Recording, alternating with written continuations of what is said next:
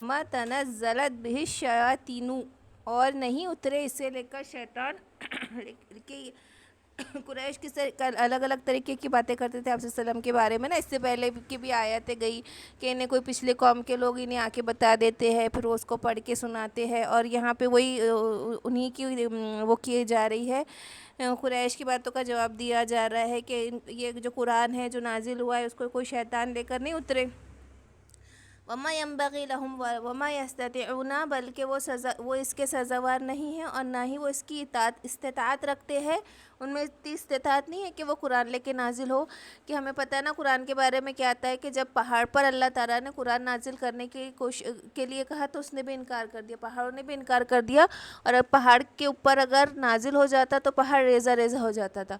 یہاں تک کہ آپ صلی اللہ علیہ وسلم پہ بھی جب وہی نازل ہوتی تو آپ صلی اللہ علیہ وسلم کی کتنی حالت متغیر ہو جاتی تھی، چہرے کا رنگ بدل جاتا، پسینہ آ جاتا، اور آپ کیسی حالت میں ہو جاتے. تو یہی بتایا جا رہا ہے یہ بات کہ یہ نازل نہیں ہو سکتا، شیطان بھی لے کر نہیں نازل ہو سکتے، بلکہ وہ اس کی استطاعت بھی نہیں رکھتے، پہاڑ تک اس کی استطاعت نہیں رکھتا. انہم عن السمع لمعزولون، بے شک کہ سننا اس کا دور کیے دیتا ہے ان کو. کہ کیا ہوا تھا نا کہ آپ صلی اللہ علیہ وسلم کے اوپر جیسے ہی نبی بنے تو پہلے شیاطین آسمانوں پر چڑھ جایا کرتے تھے اور عرش کی باتیں سن لیتے تھے، پھر ان کو کاہنوں تک پہنچا لیتے تھے. لیکن انہوں نے دیکھا کہ اتنا مضبوط پہرا بن گیا کہ اب ان کا چڑھنا ہی بند ہو گیا. تو انہوں نے آپس میں بات کی کہ کچھ نہ کچھ نئی بات ہوئی ہے کہ ہمارا چڑھنا کیوں بند ہو گیا اور ہم پہ اتنا سخت پہرا کیوں ہو گیا. تو پتہ چلا کہ آپ صلی اللہ علیہ وسلم نبی بن چکے ہیں. تو یہاں پہ وہی بات ہو رہی ہے کہ ان کو سنتے ہی ان کو دور کر دیتے ہیں. تو پھر بھی ان لوگوں کا کیسا طریقہ رہتا تھا شیاطین اور جنوں کا کہ یہ ایک کے اوپر ایک پھر بھی کھڑے ہوتے اور سننے کی کوشش کرتے اور کوئی نہ کوئی بات اچک لیتے تھے، اور ان کے اوپر پھر شہاب ثاقب مارا جاتا تھا، ہے نا. یا تو وہ کوئی آدھی ادھوری بات کاہنوں تک پھر بھی پہنچا دیتے تھے، یا اس سے پہلے ان کو یہ شہاب الثاقب ان کو آن اچکتا اور ان کو جلا ڈالتا. تو صحابہ نے کہا کہ کاہنوں کی کچھ بات صحیح ہو جاتی تھی. تو آپ صلی اللہ علیہ وسلم نے فرمایا کہ ہاں وہ کوئی نہ کوئی بات ان کے کانوں تک پہنچا دیتے، پھر ان میں وہ 100 جھوٹی باتیں بتاتے اور پھر دوسروں تک لوگوں تک پہنچاتے. اب کیسا ہوتا نا انسان ایک بات بھی سچ بول لے تو لوگوں کو لگتا ہے کہ ہاں سچ تو بول رہا ہے، بھلے ہی وہ پھر اس کی باقی کی 10 باتوں پہ بھی یقین آ جاتا ہے نا، جھوٹی باتوں پہ بھی یقین آ جاتا. لیکن کہ قرآن کو اتنی زیادہ حفاظت کے ساتھ اللہ پاک نے نازل کیا کہ اس کو کوئی شیطان سن ہی نہیں سکا. اس قرآن کی وحی کے وقت اتنا سخت وہ تھا کہ ڈائریکٹ جبرائیل امین سے صلی اللہ علیہ وسلم کے دل پر نازل ہوتا تھا قرآن کہ شیطان اس کو سنگن بھی نہیں سکتا تھا. اتنا زیادہ مضبوط انتظام کیا گیا، وحی کی حفاظت کی گئی، قرآن کی حفاظت کی گئی. فَلَا تَدْعُوا مَعَ اللَّهِ، اور نہ پکارو اللہ کے ساتھ الہن کوئی الہی آخر دوسرا، فَتَكُونَ مِنَ الْمُعَذَّبِينَ تو تم عذاب میں مبتلا ہو جاؤ گے. وَأَنذِرْ عَشِيرَتَكَ الْأَقْرَبِينَ، اور سناؤ عشیرتک اپنے رشتہ داروں کو، الاقربین قرابت داروں کو. تو یہ والی جو شعراء کی یہ والی آیت بہت امپورٹنٹ ہے. یہ کب نازل ہوئی نا کہ 3 سال تک آپ صلی اللہ علیہ وسلم کو صرف خود عبادت کرنا تھا اور چپکے چپکے تبلیغ کا کام کرنا تھا. لیکن 3 سال کے بعد جب یہ آیت نازل ہوگی وَأَنذِرْ عَشِيرَتَكَ کہ اب اپنے رشتہ داروں اور قرابت داروں کو ڈر سنا دو، تو اب کھلم کھلا تبلیغ کا حکم آ گیا. اور یہ بہت مشکل کام تھا، دیکھا جائے تو یہ بہت مشکل کام تھا. اس دن بچوں کو بھی میں بتا رہی تھی تو میں نے بولی کہ اب امیجن کرو کہ ایک کہیں پہ مشرک بیٹھے ہیں، کافر بیٹھے ہیں اور اپنی عبادتوں میں لگے ہیں، بہت بڑا ان کا کوئی سیریمنی چل رہی، بہت لوگ جمع ہیں، اور اس میں کھڑے ہو کر ایک اکیلے انسان کو یہ بات کرنی ہے کہ تم غلط ہو، تم بتوں کو مت پوجو اور الہی ایک ہے، اللہ ایک ہے. تو وہ امیجن کرو کہ کتنی ہمت لگیں گی ایسی جگہ جا کر کہ جہاں بت پرستی اتنی عام ہے. ہم اپنے منظر 10 لوگ اگر بیٹھے ہیں، وہ پوجا کر رہے ہیں، بت پرستی کر رہے ہیں، اور اس میں جا کے آپ کو ان کو بولنا ہے کہ تم غلط ہو اور اللہ کی عبادت کرو، تو ہمارے اندر کتنی ہمت چاہیے بولنے کے لیے. اور وہ جب طاقت میں ہیں تو وہ کیا حال کریں گے ایسا بولنے والوں کا.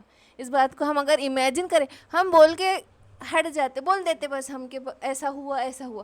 لیکن خود کو اپنی جگہ ان جگہوں پہ رکھ کے دیکھو کہ کیسی مشکل کام ہوگا وہ، کہ یہ دعوت دینے کا کام کتنا مشکل ہوگا. اس لیے آپ صلی اللہ علیہ وسلم کتنے گھبرا گئے تھے، کتنا ڈر گئے تھے نا کہ کتنا بڑا کام سونپا گیا.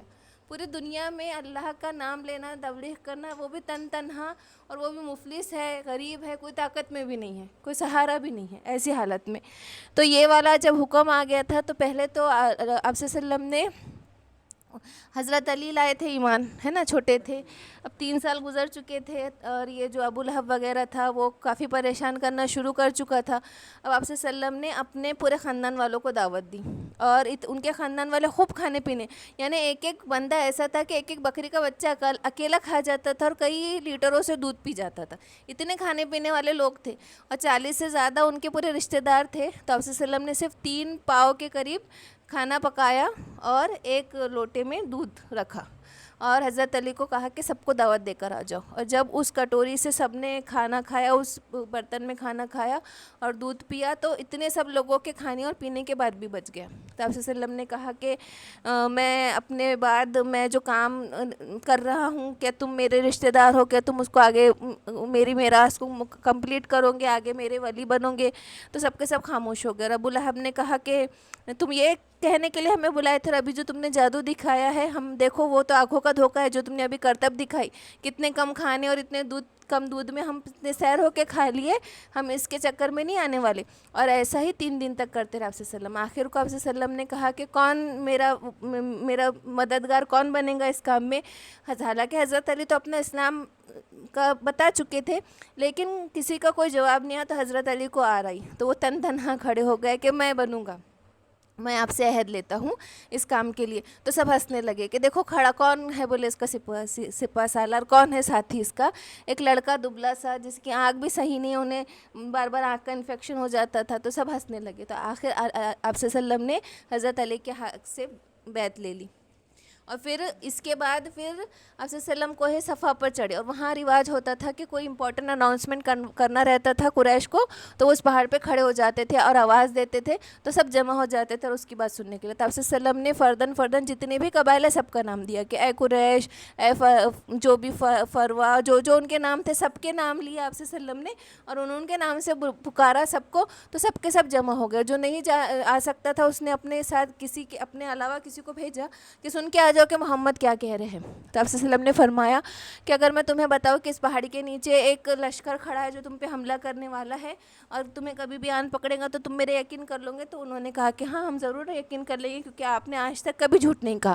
تو کہا کہ بس میں تمہیں عذاب سے ڈرانے والا ہوں، قیامت کے دن سے ڈرانے والا ہوں، ایمان لے اور اللہ کی عبادت کرو۔ تو ابو لہب ایک دم اول فول بکنے لگا اور بہت برا بھلا کہنے لگا آپ صلی اللہ علیہ وسلم کو۔ تو اسی پر پھر وہ تبت یدا والی آیت نازل ہوئی تھی۔ وحفظ جناحک، اور جھکاؤ اپنے بازو کو، لمن اتبعک من المؤمنین، اور جو کوئی تم اتباع کرے مومنوں میں سے، اور جو مومنوں میں سے تو آپ کی اتباع کرے تو ان کے لیے اپنے بازو جھکا دو، ان کی تواضع کرو۔ فإن عصوک، پھر اگر وہ نافرمانی کرے، فقل، تو ان سے کہہ دو انی بریء مما تعملون، کہ میں بری ہوں جو تم کرتے ہو، کہ جو تمہارے طرف ایمان لے کر آگے ان کی تواضع کرو، اور جو آپ کی نافرمانی کر رہے ہیں تو آپ ان سے کہہ دو کہ میں بری ہوں جو کچھ تم کرتے ہو۔ وتوکل علی العزیز الرحیم، اور اب بھروسہ اللہ ہی پر ہے جو غالب اور حکمت والا ہے، نہایت مہربان ہے۔ الذی یراک، اور وہ یراک تمہیں دیکھتا ہے، حین تقوم، جب تم کھڑے ہوتے ہو، یعنی اللہ پاک جب تم کھڑے ہوتے ہو نماز کے لیے تو تم کو دیکھتا ہے۔ وتقلبک فی الساجدین، اور تمہارا پھرنا سجدوں میں۔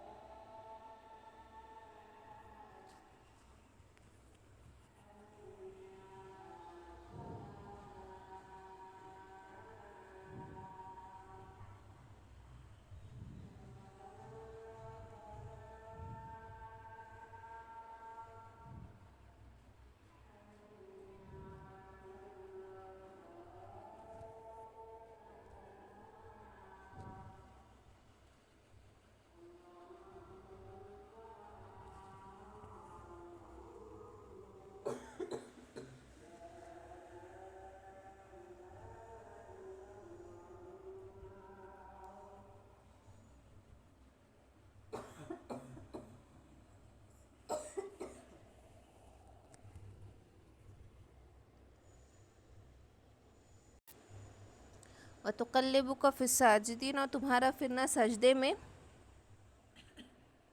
اِنَّهُ هُوَ السَّمِيعُ الْعَلِيمُ، کہ بے شک وہ سننے والا اور جاننے والا ہے۔ هَلْ أُنَبِّئُكُمْ عَلَىٰ مَا تَنَزَّلُ الشَّيْطَانُ، کیا میں تم کو بتاؤں کہ کس پر اترتے ہیں شیطان؟ تنزل علی، اور وہ اترتے ہیں علی کل افاکن، ہر ایک بہتان باندھنے والے، اثیم گناہ گاروں پر، کہ یہ اللہ کا، یہ جو شیطان ہے ان کا اترنا کس پر؟ کاہنوں کی اور جادوگروں کی مدد کرتے ہیں۔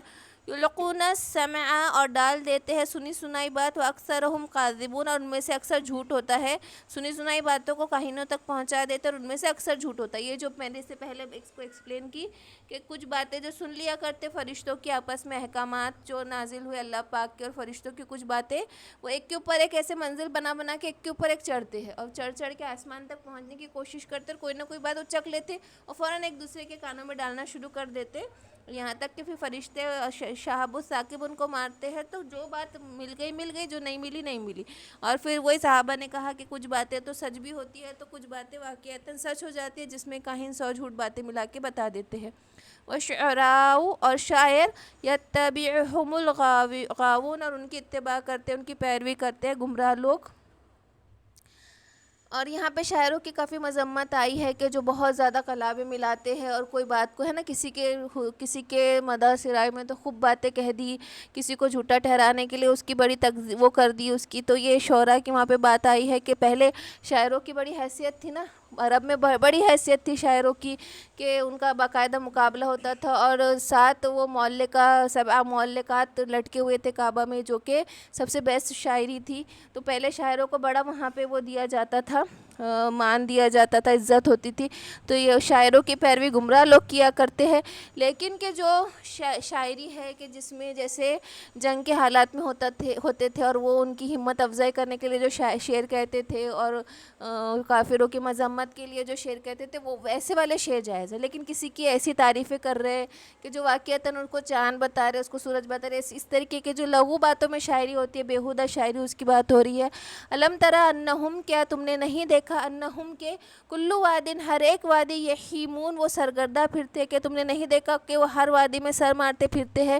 وَإِنَّهُمْ يَقُولُونَ، اور وہ کہتے ہیں، مَا لَا يَفْعَلُونَ، جو وہ نہیں کرتے، إِلَّا الَّذِينَ آمَنُوا، بے شک وہ لوگ جو ایمان لائے، وَعَمِلُوا الصَّالِحَاتِ، اور جنہوں نے نیک اعمال کیے، وَذَكَرُوا اللَّهَ كَثِيرًا، اور جو اللہ کا ذکر کثرت سے کرتے ہیں، وَانْتَصِرُوا، پھر انہیں بدلہ دیا جائے گا، مِن بَعْدِ مَا ظُلِمُوا، جب کہ ان پر ظلم کیا گیا، وَسَيَعْلَمُ الَّذِينَ، اور جان لیں گے وہ لوگ، ظلموا، جنہوں نے ظلم کیا، أَيَّ مُنْقَلِبٍ، کہ جو ٹھکانہ ہے برا، ينقلبون، کہ وہ اسی میں لوٹائے جائیں گے، اس ٹھکانے میں لوٹائے جائیں گے جنہوں نے ظلم کیا۔ بس یہاں پہ ختم ہوا سورہ شعراء۔